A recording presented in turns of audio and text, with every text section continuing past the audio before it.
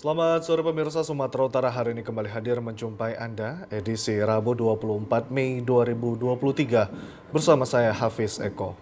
Dan saya Audrandari Olinka. Sejumlah informasi menarik telah disiapkan oleh tim redaksi kami. Berikut berita selengkapnya.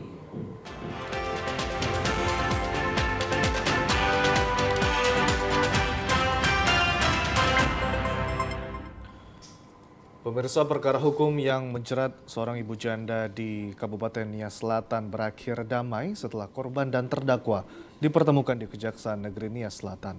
Terdakwa dipastikan akan mendapatkan hukuman lebih ringan pada persidangan kasus yang digelar besok. Setelah dihasilkan perdamaian secara kekeluargaan antara korban dan terdakwa kasus perkara penganiayaan di Kabupaten Nias Selatan, diinisiasi oleh Kepala Kejaksaan Tinggi Sumatera Utara bersama Kapoldasu di Kejaksaan Negeri Nias Selatan di Teluk Dalam. Saat ini terdakwa Erlina Zebua tidak lagi ditahan setelah penahanannya ditangguhkan menyusul upaya perdamaian yang dilakukan kedua belah pihak. Bahkan Erlina Zebua telah diantarkan jaksa penuntut umum kembali ke rumah berkumpul dengan kelima anak-anaknya. Sementara besok tetap dilakukan persidangan atas kasus itu di pengadilan, namun Kepala Kejaksaan Tinggi Sumatera Utara telah memastikan pihaknya hanya akan menuntut terdakwa selama masa tahanan yang ia jalani. Sementara kembalinya Ibu Erlina Zebua berkumpul bersama anak-anaknya menjadi kelegaan tersendiri terhadap kelima anaknya, yang saat ini telah ada yang mengasuh dan merawat mereka kembali. Ini sudah terjadi perdamaian dan sudah ada solusi untuk masa depannya keluarga tersangka yang tadi ada 5 orang yang terbengkalai sementara karena ada permasalahan hukum ya. Saya kira gitu ya, adik-adikku sekalian. Kalau proses hukum tersangka sendiri seperti apa? Proses hukum karena ini sudah dilimpahkan ke pengadilan, mungkin insya Allah nanti ketika ada sidang dia tidak akan ditahan lagi. Kita tetap sidang dan kita tuntut sesuai dengan berapa lama dia ditahan dan kemudian tidak akan ada lagi penahanan. Satu lagi, insya Allah tidak ada masalah. Kalau mama saya bebas, perasaan saya senang biar ada yang menjaga perkara. Supaya anak Fili dan Suwano tidak mengganggu lagi mama. Maunya dipisahkan dengan musik korban terhadap mama biar nggak diganggu lagi. Terkait kasus tersebut, Kejati Sumatera Utara Idianto meminta semua pihak di Pulau Nias dan Sumatera Utara tidak mengutamakan jalur hukum setiap perkara yang mereka hadapi, melainkan terlebih dahulu menghargai adat istiadat dan berdamai secara kekeluargaan jauh lebih baik. Korban serta tersangka kasus penganiayaan yang melibatkan ibu janda 5 anak di bawah umur di Kabupaten Nias Selatan akhirnya berdamai secara kekeluargaan difasilitasi Kepala Kejaksaan Tinggi Sumatera Utara bersama Kapoldasu dan pemerintah daerah Nias Selatan. Berdamai secara kekeluargaan antara Soano Lolaya selaku korban dengan Erlina Zebua alias Ina Ayu selaku tersangka kasus dugaan tindak pidana penganiayaan sebagaimana dimaksud pasal 351 ayat 1 KUHP. Berlangsung di ruang kerja Kepala Kejaksaan Negeri Nias Selatan, difasilitasi Kajati Sumut Idianto bersama Kapolda Sumatera Utara Irjen Pol Panca Puntra Simanjuntak. Hal ini ditempuh setelah kasus yang dilatar belakangi dugaan penyerobotan tanah, kemudian berujung terjadinya penganiayaan berupa penikaman terhadap korban, kemudian tersangkanya adalah seorang ibu janda yang lalu viral di media sosial, lantaran kelima anaknya menangis histeris dan memohon ibunya jangan ditahan agar selalu ada yang mengasuh dan merawat mereka. Pimpinan Polri dan Kejaksaan pun mengatensi dan memberi perhatian untuk melakukan mediasi dan perdamaian kedua pihak di tengah kasus itu menjalani proses hukum. Sementara kedua pihak telah saling menerima dan saling memaafkan yang disaksikan pemerintah daerah dan keluarga besar masing-masing pihak. Korban sendiri, Soano Lolaya, pria dewasa ini menuturkan kalau tanpa paksaan, melainkan atas kepekaan terhadap korban yang adalah bagian keluarga sendiri. Korban tidak keberatan pelaku dihukum seringan-ringannya karena permasalahan mereka diakhiri dan tidak menuntut lagi atas peristiwa penganiayaan yang terjadi di desa Hili Saloo, Kecamatan Amandraya, Nias Selatan tersebut. Ya berdamailah kayak jadi keluarga gitu. Ya, saling sama-sama berkeluarga gitu. Biar nggak ada saling bermusuhan gitu. Tapi kamu udah terang sekarang lagi tuh ya. Oke, lanjut. Gak ada intervensi bang ya tadi ya? Gak ada tadi pemaksaan bang? Nggak ada, Pak. Oke. Saling klaim memiliki tanah, sesama pengacara ribut di lokasi sengketa di Dusun 3 Desa Sinar Sabungan, Kecamatan Bonatua Lunasi, Kabupaten Toba kemarin, di mana sebelumnya Jasirus Sinurat melalui kuasa hukumnya, Mekar Sinurat, menggugat Muler Sinurat beserta keluarganya pada tanggal 1 September 2022 yang lalu di Pengadilan Negeri Baligi. Dalam video yang diunggah warga, terlihat perdebatan antara kedua belah pihak dengan pengacara penggugat dengan pihak tergugat bersama pengacara tergugat di Dusun 3 Desa Sinar Sabungan, Kecamatan Bonatua Lunasi. Perdebatan terjadi akibat kedua belah pihak saling klaim memiliki tanah di dusun tersebut. Menurut pihak tergugat melalui kuasa hukumnya Timbul Tambunan SH bahwa lokasi tanah yang digugat oleh Jasirus Sinurat melalui kuasa hukumnya dalam putusan Pengadilan Negeri Baligi pada tanggal 12 Januari 2023 tidak dapat diterima. Namun dalam putusan pengadilan tersebut, pihak penggugat masih tetap membangun rumah di atas tanah yang berperkara sehingga pihak tergugat melakukan pemagaran di atas tanah yang berperkara. Bahwa sebelumnya nenek moyang Muler Sinurat atau Opung Gugun Sinurat sudah lama tinggal di desa ini, di mana alat bukti yang dimiliki oleh tergugat salah satu KTP milik Opung Gugun Sinurat tahun 1955 berdomisili di dusun tersebut. Mekar Sinurat, kuasa hukum penggugat bahwa objek perkara tersebut dengan luas 40 kali 40 meter, bahwa perkampungan tersebut sebelumnya adalah milik marga Siagian Opung Dolok Sabungan Siagian, yang dimana putri dari Opung Dolok Siagian menikah dengan putra marga Sinurat yang ada di desa ini, yang bernama Jonggara Sinurat. Akibat adanya peperangan antara desa yang lain, sehingga Opung Dolok Siagian tersebut pindah ke daerah Kecamatan Silain. Dari Jonggara Sinurat turun-temurunlah ini sampai kepada Jasirus Sinurat, kampung ini menjadi milik mereka. Bahwa adapun Muler Sinurat yang mereka klaim opungnya bernama Opung Gugun memang benar pernah tinggal di sini. Tapi yang menjadi pertanyaan, kenapa Opung Gugun ini bisa tinggal di sini? Sejarah itu yang mereka tidak bisa buktikan. Coba dibuktikan bagaimana silsilah Opung Gugun ini. Dari mana asalnya? Karena bagi orang Batak, sejarah itu, Tarombo itu adalah sesuatu yang pasti dan itu tidak boleh dibuat-buat sendiri. Ya, jadi jangan dibohongi fakta tersebut. Dalam objek permasalahan ini, pihak tergugat meminta kepada pihak kepolisian Polres Toba supaya melakukan pemeriksaan kepada pihak-pihak yang terlibat dalam pengrusakan pagar yang dibuat oleh tergugat Muler Sinurat. Kejaksaan Negeri Padang Sidempuan resmi menahan 3 tersangka kasus dugaan korupsi pembangunan ruang praktek SMK Negeri 2 Padang Sidempuan oleh Dinas Pendidikan Provinsi Sumatera Utara tahun anggaran 2021. Penahanan 3 tersangka oleh Kejari Padang Sidempuan terkait kasus dugaan korupsi ruang praktek pembangunan teknik instalasi tenaga listrik dan teknik audio video SMK Negeri 2 Kota Padang Sidempuan. Ketiga tersangka yang resmi ditahan Kejaksaan Negeri Padang Sidempuan yakni HL, pejabat pembuat komitmen, PPK Dinas Pendidikan Provinsi Sumatera Utara, BP Direktur CV Janur Perkasa Lestari yang merupakan pihak rekanan atau penyedia jasa, dan MT selaku Direktur CV Kornas Inti Mandiri yang merupakan konsultan pengawas. Penahanan terhadap ketiga tersangka dalam perkara dugaan korupsi tersebut setelah tim jaksa peneliti tindak pidana khusus Kejari Padang Sidempuan menyerahkan tersangka dan barang bukti dari penyidik kepada tim jaksa penuntut umum. Sementara kerugian negara akibat perbuatan ketiga tersangka tersebut mencapai Rp314.251.000 yang dihitung melalui perhitungan ahli pada kantor akuntan publik. Kita akan melakukan penahanan selama 20 hari ke depan. Peran di dalam itu salah satunya adalah pengawas, lalu kemudian rekanan, lalu kemudian yang beri pekerjaan. Bisa sebut inisial nama-nama yang 3 itu? Nanti saya berikan. Kejari Padang Sidempuan telah menerima penitipan uang kerugian negara sebesar Rp190 juta dan kekurangan kerugian negara. Apabila tidak dikembalikan akan menjadi pertimbangan dalam penuntutan. Ya pemirsa, beragam informasi aktual lainnya akan kami hadirkan sesaat lagi. Tetaplah bersama kami di Sumatera Utara hari ini.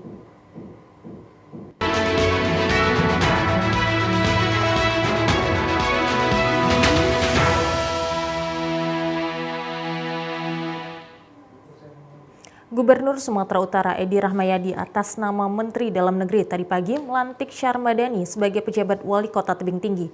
Syarmadani merupakan ASN yang menduduki jabatan Direktur Politik Dalam Negeri di Direktorat Politik dan Pemerintahan Umum Kementerian Dalam Negeri. Proses pelantikan dilakukan di Aula Tengku Rizal Nurdin, Jalan Sudirman, Medan pagi tadi. Syarmadani akan menjadi pejabat Wali Kota Tebing Tinggi setahun ke depan, menggantikan pejabat Wali Kota sebelumnya, yaitu Sekretaris Daerah Kota Tebing Tinggi Muhammad Dimyati. Pengangkatan Syarmadani berdasarkan surat keputusan Menteri Dalam Negeri Tito Karnavian, berlaku hari ini sejak pelantikan hingga 1 tahun ke depan. Gubernur Edi Rahmayadi dalam sambutannya mengaku tidak tahu, tiba-tiba keluar skep dirinya harus melantik pejabat wali kota yang baru. Edi mengingatkan pejabat wali kota adalah jabatan politik, namun menurutnya politiknya adalah politik negara, bukan politik praktis. Di samping itu juga, Edi menyampaikan suasana politik di pusat tidak sama dengan politik di daerah tebing tinggi. Pejabat yang ada harus mampu memenuhi kekurangan yang ada di tebing tinggi, karena pejabat wali kota adalah pelayan masyarakat, bukan masyarakat yang melayani. Terakhir, Gubernur menekankan secara keras ASN berdasarkan undang-undangnya jangan coba-coba menyentuh politik praktis. Karena saya tak tahu, harusnya biasanya lazimnya PJ lama jumpa saya, PJ baru jumpa saya, habis itu kita bercerita bagaimana sampai mana ini pekerjaan ini, karena berkesinambungan tidak bisa putus antara satu ke satu, tahun ke tahun tidak bisa, dia harus berkesinambungan. Dia di samping dia ASN, dia sekarang pejabat, dia menjabat nakodanya di tebing tinggi. Dia tak boleh, dia adalah sebagai pembina politik di tebing tinggi. Tak boleh dia menganak emaskan antara satu dan lain. Yang kedua, dia ASN. ASN pasti punya undang-undang. Dia harus berbicara tentang politik negara, bukan politik praktis. Dalam surat keputusan pelantikan pejabat, wali kota memiliki tugas, kewajiban, dan larangan. Di antaranya dilarang melakukan mutasi pejabat dan pengisian pegawai, membatalkan perizinan yang dibuat pejabat sebelumnya, atau menerbitkan perizinan yang bertentangan dengan keputusan pejabat sebelumnya. Gubernur Edi Rahmayadi menyatakan dirinya akan maju kembali mencalonkan diri sebagai Gubernur Sumatera Utara pada Pilkada 2024 mendatang.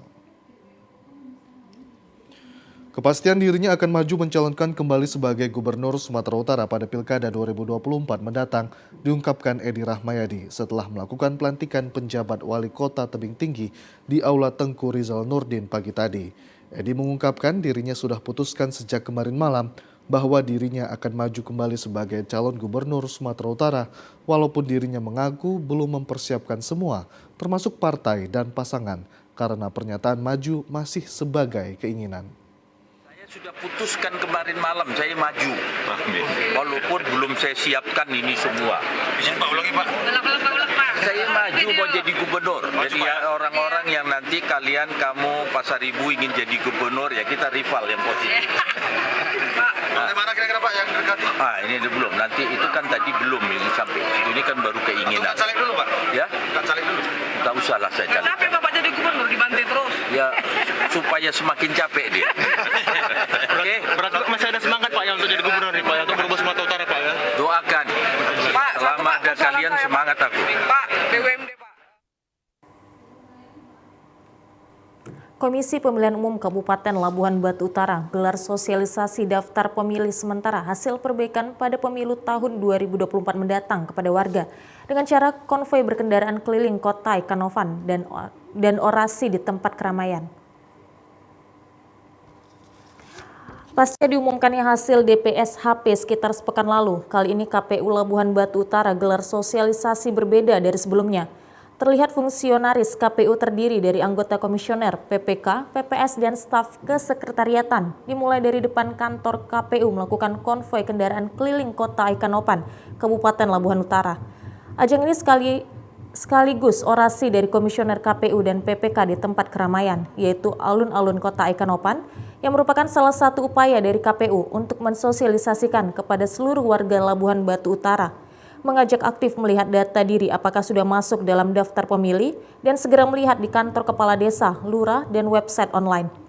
Pada kesempatan tersebut terlihat petugas KPU juga membagikan selebaran himbauan dan mengecek daftar pemilih secara online kepada warga.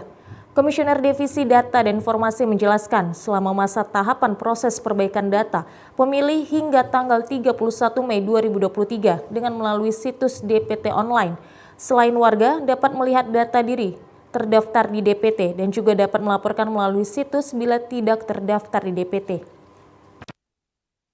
Ini adalah upaya bagi Komisi Pemilihan Umum Kabupaten Labuan Batu Utara mensosialisasikan kepada seluruh warga Labuan Batu Utara untuk mengajak kepada seluruh warga aktif melihat data dirinya apakah sudah terdaftar atau tidak di dalam daftar pemilih.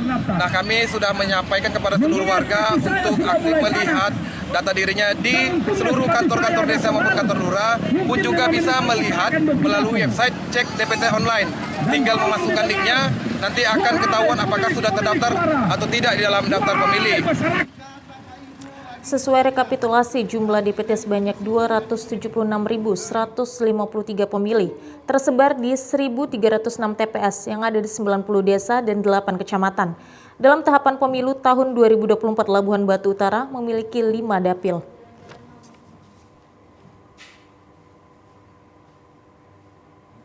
Labbaik Allahumma labbaik, labbaik la sharika laka labbaik.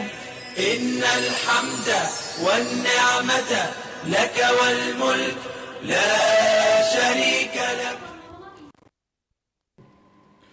Pemirsa, Gubernur Sumatera Utara melepas keberangkatan jemaah haji kloter 1 asal Kabupaten Mandailing Natal.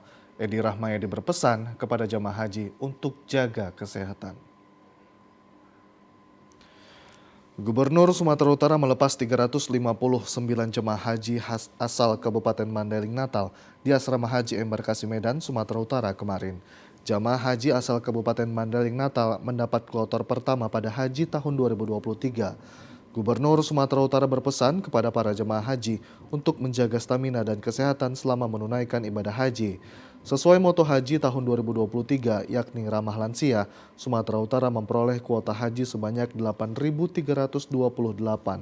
Untuk jamaah haji lanjut usia ada sebanyak 400 orang. Untuk dapat melayani jamaah haji di Tanah Suci, penyelenggara ibadah haji di Sumatera Utara mengirimkan petugasnya sebanyak 66 orang. Pada malam pelepasan jemaah haji asal Kabupaten Mandailing Natal, Edi Rahmayadi menyerahkan kursi roda secara simbolis kepada petugas penyelenggara ibadah haji Sumatera Utara. Gubernur Sumatera Utara Edi Rahmayadi berpesan kepada petugas penyelenggara ibadah haji untuk dapat ikhlas menjalani tugasnya. Orang, apalagi 360 orang, pasti itu tidak segampang kalau kita berangkat secara pribadi. Ada yang terlambat ini, terlambat itu. Insya Allah ini adalah ibadah. Untuk itu semua sabar. Membimbing, mengajak, ini harus sabar karena ini ibadah. Jamaah haji kloter 1 asal Kabupaten Mandailing Natal, Provinsi Sumatera Utara berangkat ke Madinah pada Rabu pagi 24 Mei 2023 pada pukul 7.30 dari Bandara Internasional Kuala Namu, Deli Serdang, Sumatera Utara. Sementara itu, sebanyak 359 calon haji yang tergabung dalam kloter pertama asal Kabupaten Mandailing Natal, Provinsi Sumatera Utara, terbang pada Rabu pagi pukul 7.25 waktu Indonesia Barat dari Terminal Kargo Bandara Kuala Namu, Deli Serdang.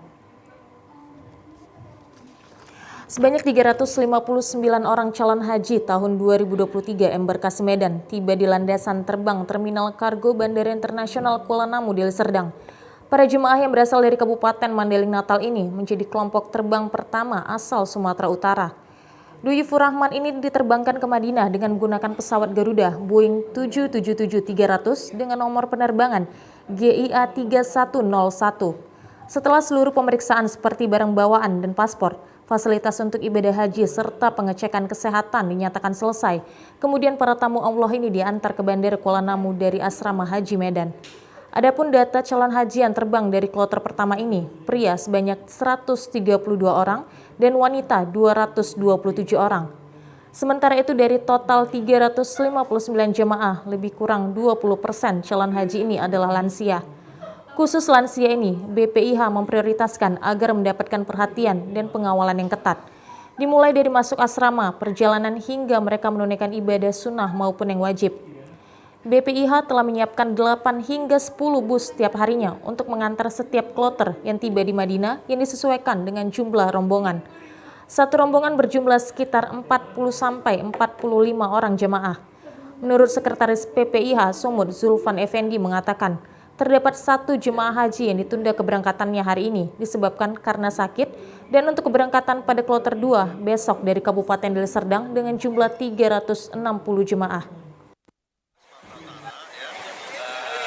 Berasal dari Kabupaten Mandailing Natal. Ini dari pertama kita penerimaan tanggal 22 ya, penerimaan 23 kemarin berjalan dengan lancar. Ya, jumlah berangkat kloter 1 Madinah ini berjumlah 359 orang. Satu orang sakit karena memang tidak datang ke asrama haji. Namun jemaah yang sakit ini masih ada kesempatan untuk melaksanakan haji, untuk berangkat sampai kloter-kloter Sumatera Utara. Sementara itu untuk keberangkatan jemaah calon haji melalui Bandara Kuala Namu dimulai dari tanggal 24 Mei hingga 17 Juni 2023. Penerbangan haji di Bandara Kuala Namu ini didukung dengan persiapan di sisi udara dan di sisi darat untuk kemudahan dan kenyamanan calon haji dari Provinsi Sumatera Utara. Sebanyak 365 calon haji asal Kabupaten Deli Serdang yang tergabung dalam kelompok terbang kedua mulai memasuki asrama haji. Calon haji yang tiba sebelumnya menjalani serangkaian pemeriksaan sebelum diberangkatkan menuju Tanah Suci Makkah.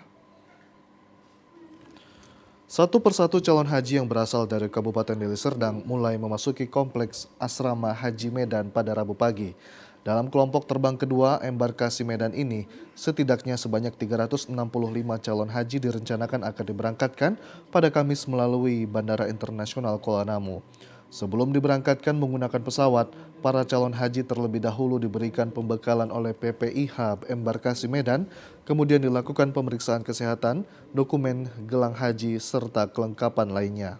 Selaku petugas haji daerah kelompok terbang kedua Amir Panatagama mengatakan, sebelum tiba di komplek asrama Haji Medan, para calon haji ini dilepas oleh pemerintah Kabupaten Deli Serdang.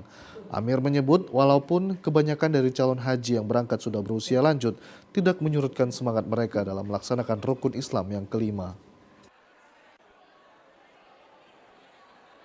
Mudah-mudahan apa yang menjadi keinginan kita, seluruh jamaah calon haji Deli Serdang sehat-sehat seluruhnya, meskipun secara manifest bahwa ada di antara mereka yang paling tua, umurnya 89 tahun. Tapi insya Allah dengan semangat mereka dan doa mereka akan tetap sukses melaksanakan ibadah haji dan makbul dari insya Allah.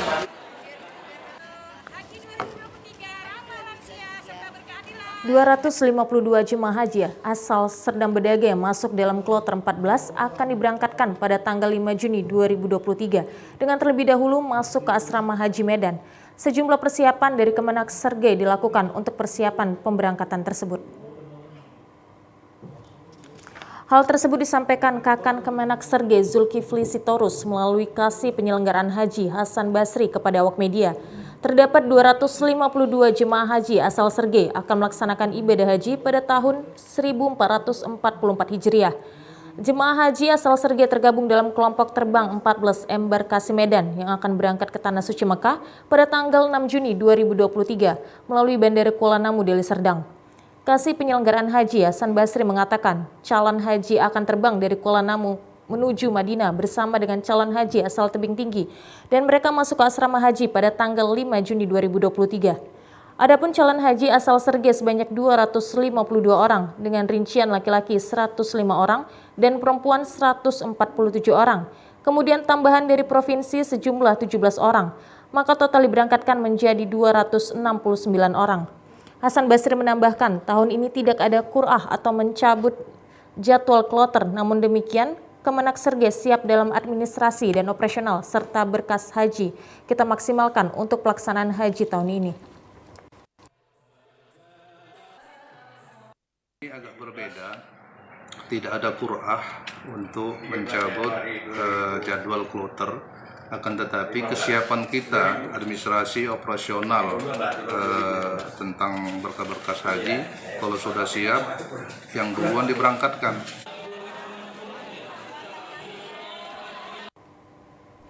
Ya pemirsa, beragam informasi menarik lainnya akan kami hadirkan sesaat lagi.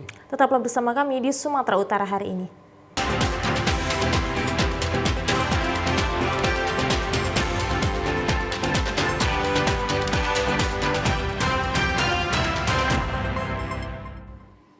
Badan Narkotika Nasional Provinsi Sumatera Utara mengamankan dan memusnahkan puluhan kilogram narkotika jenis sabu yang berhasil disita dari 4 tersangka dengan 2 kasus yang berbeda. Salah satu kasus pengungkapan peredaran narkoba ini berasal dari seorang tersangka yang mengendalikan bisnis haram ini dari dalam lembaga permasyarakatan atau lapas. Sebanyak 10 kg narkoba jenis sabu disita oleh petugas Badan Narkotika Nasional Provinsi Sumut dari 2 kasus yang berbeda. Pada kasus yang pertama, petugas mengamankan 4 kg narkoba dan membekuk 3 orang tersangka berinisial MS, ASG, dan DAM. Salah seorang tersangka bahkan ditangkap petugas dari dalam lapas Binjai sebagai pengendali peredaran narkoba tersebut. Ironisnya, pelaku yang berinisial DAM ini juga sedang menjalani masa hukumannya akibat kasus yang sama. Lalu pada kasus yang kedua, petugas BNN Sumut meringkus seorang tersangka berinisial Z. Tersangka dibekuk petugas di perairan muara Sungai Asahan, Tanjung Balai saat akan menyelundupkan narkoba jenis sabu. Dari tersangka yang merupakan warga Madura ini, petugas menyita 6 kg narkoba yang hendak diedarkan di Pulau Jawa. 4.082 gram. Yang pertama, tersangkanya ada 3 dengan inisial yang pertama MS, kedua ASG, 3 DAM. Sedangkan yang kedua ini dengan barang bukti sebanyak 6.098,2 gram. Ini TKP-nya di perairan muara Sungai Asahan. Kepala Badan Narkotika Nasional Sumut Brigjen Pol Toga Panjaitan menyebut para tersangka dijerat dengan Undang-Undang Nomor 35 Tahun 2009 tentang narkotika dengan ancaman hukuman minimal 20 tahun dan maksimal hukuman mati. Setelah dipaparkan, 10 kg narkoba jenis sabu ini lalu dimusnahkan dengan cara dibakar. Hendak buang sampah di depan rumahnya saat subuh hari, seorang warga di Kota Medan jadi sasaran aksi kawanan perampok. Tarik-menarik antara pelaku dan korban pun terjadi hingga kalung emas korban putus dan korban terjatuh. Aksi perampokan ini terekam kamera CCTV di lokasi kejadian dan viral di media sosial. Kamera CCTV ini merekam aksi 3 orang kawanan perampok yang beraksi di salah satu rumah warga di Jalan Mabar, Kecamatan Medan Timur, Sumatera Utara. Neti selaku korban menceritakan saat kejadian dirinya hendak membuang sampah di depan rumahnya pada Minggu waktu subuh. Tiba-tiba 2 orang kawanan perampok menyelinap masuk ke dalam garasi rumahnya. Sontak korban pun terkejut dan langsung berusaha menutup pintu pagar. Namun saat hendak menutup pagar, aksi tarik-menarik antara pelaku dengan korban pun terjadi. Bahkan pelaku sempat menarik kalung emas korban yang mengakibatkan korban terjatuh. Korban pun kemudian berteriak dan ketiga pelaku yang menggunakan sepeda motor kabur ke arah Jalan Serdang. Korban telah melaporkan kejadian ini ke pihak kepolisian agar aksi serupa tak terulang.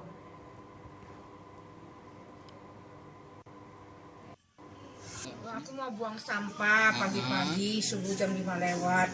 Pas aku mau buang sampah, kurasa udah dilihatnya loh.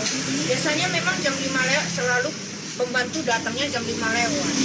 Nggak lihat samping kiri kanan karena di sini agak gelap, jadi sampingnya dia aku nggak nyari, aku mau gantung sampah ke kiri, jadi dia masuk loh gitu loh. Meskipun tak mengalami kerugian atas peristiwa perampokan ini, korban mengalami luka di bagian dengkul, kaki, serta peristiwa ini membuat korban trauma dan berharap kepada pihak kepolisian untuk rutin berpatroli. Dirinya juga mengimbau masyarakat agar berhati-hati dalam beraktivitas, terutama saat waktu dini hari hingga subuh.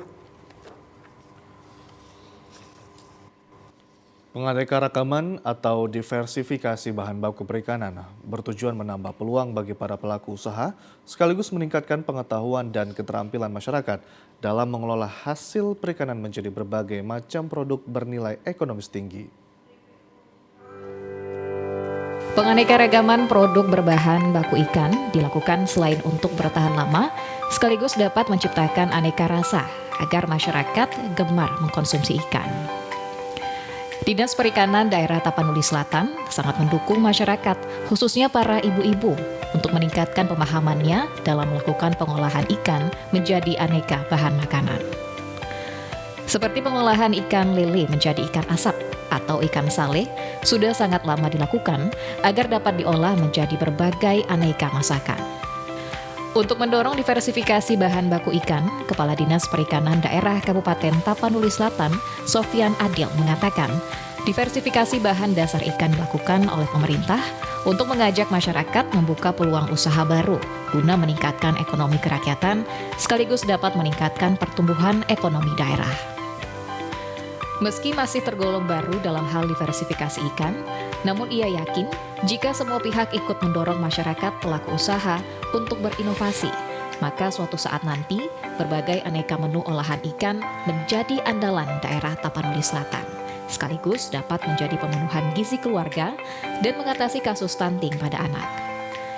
Dikatakan diversifikasi olahan bahan dasar ikan sangat tepat dilakukan karena didukung oleh sumber daya alam yang berlimpah, baik dari sungai dan juga danau maupun kolam air tenang.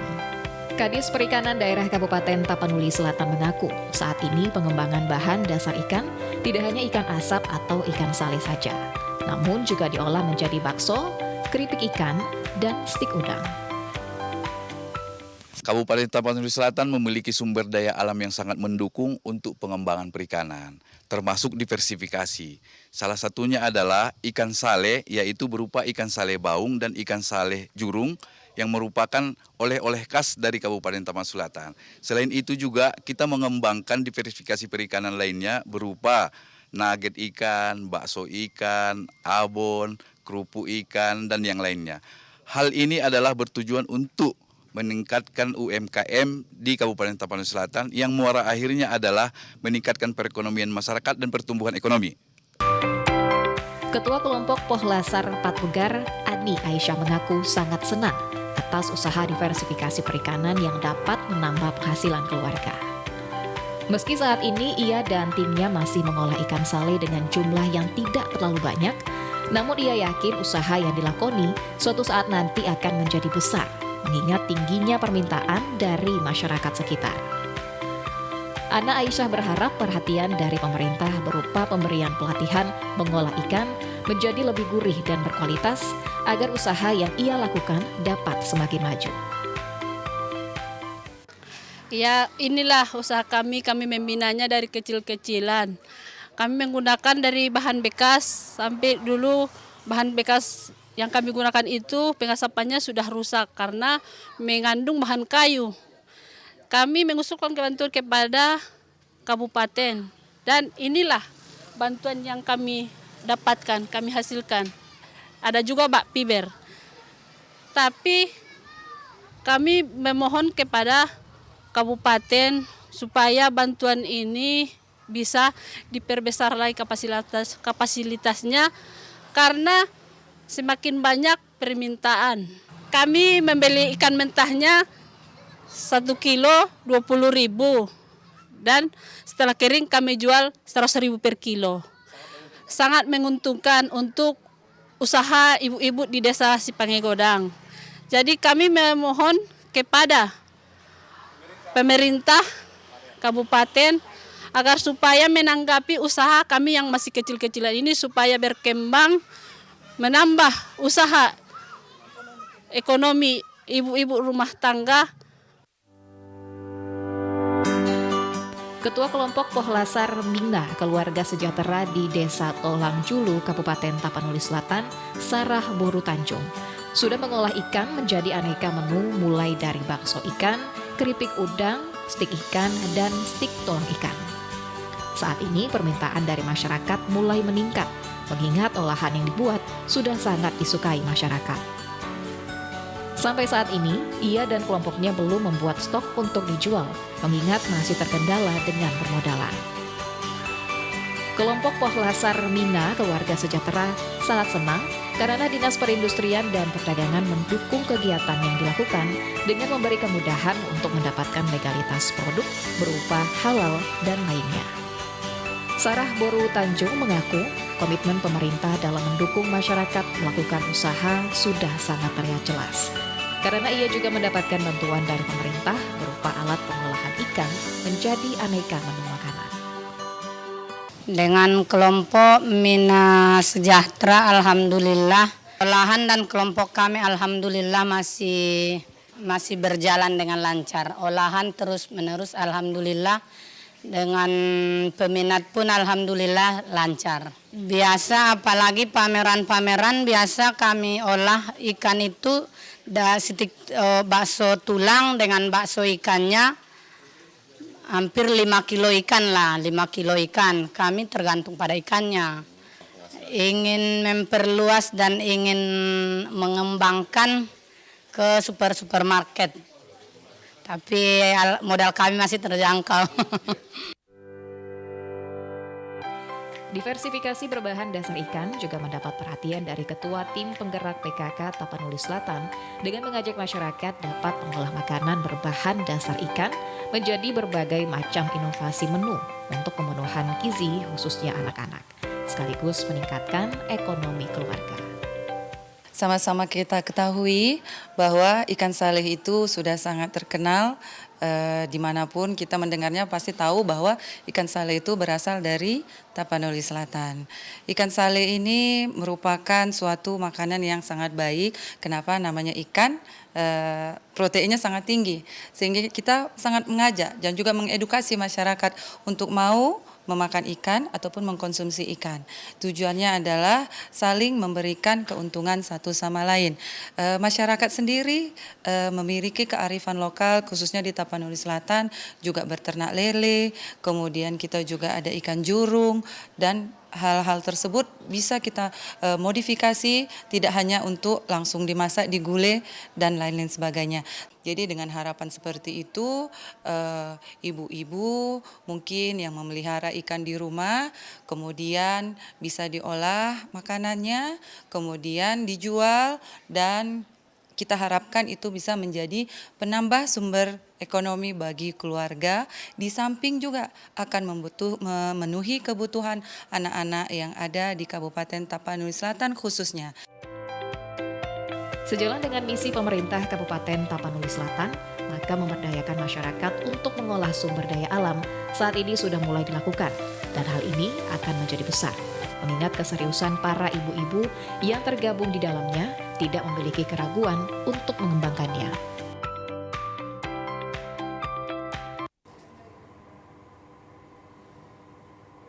Salah satu penopang ekonomi kerakyatan yang sangat kuat dan mampu memberdayakan masyarakat di Kabupaten Langkat adalah Kampung Wisata Batik yang berdaya inovatif dan mandiri.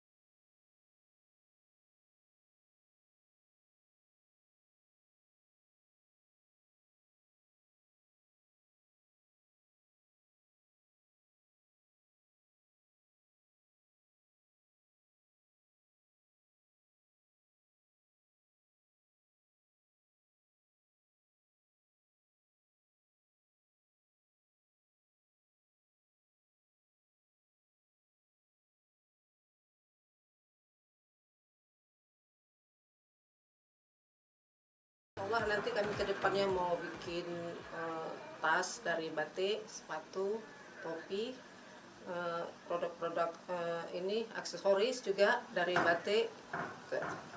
Harapan kami supaya batik Kampung Batik Berandan ini bisa lebih terkenal lagi, bisa menjadi produk-produk kami bisa menjadi salah satu unggulan tanda mata yang ada di Kabupaten Langkat, terus di Sumatera Utara juga. Salah seorang pengrajin batik tulis Neneng mengaku untuk dapat membatik harus memiliki. Pemirsa, berikut informasi perakiran cuaca di sejumlah daerah di Sumatera Utara dari Badan Meteorologi, Klimatologi, dan Geofisika wilayah 1 Medan berlaku pada hari Kamis 25 Mei 2023.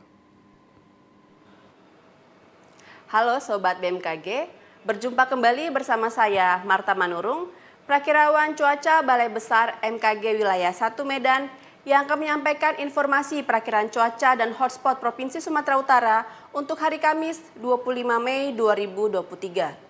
Pada pagi hari, wilayah Sumatera Utara umumnya diperkirakan berawan.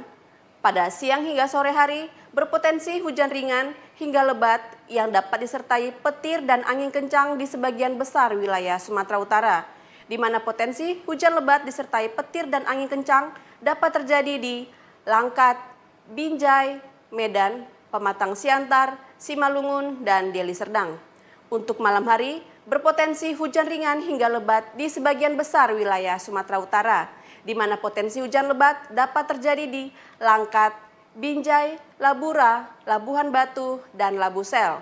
Dan untuk dini hari, diperkirakan berawan di seluruh wilayah Sumatera Utara, dengan suhu udara 17 hingga 32 derajat Celcius dan kelembapan udara 60 hingga 95%. Angin bertiup dari barat daya hingga timur laut dengan kecepatan angin 10 hingga 30 km per jam. Tidak terpantau adanya titik panas di wilayah Sumatera Utara pertanggal 23 Mei 2023. Kami menghimbau kepada masyarakat yang tinggal di pesisir, pegunungan hingga lereng timur Sumatera Utara untuk waspada akan potensi hujan lebat yang dapat disertai petir dan angin kencang. Demikianlah informasi perakiran cuaca dan hotspot yang dapat kami sampaikan. Semoga bermanfaat bagi Sobat BMKG semuanya. Selamat beraktivitas dan sampai jumpa. Informasi tadi sekaligus menutup perjumpaan kita pada sore hari ini. Saya Hafiz Eko. Dan saya Udranda Rolinka mengucapkan terima kasih atas perhatian Anda. Selamat sore dan sampai jumpa.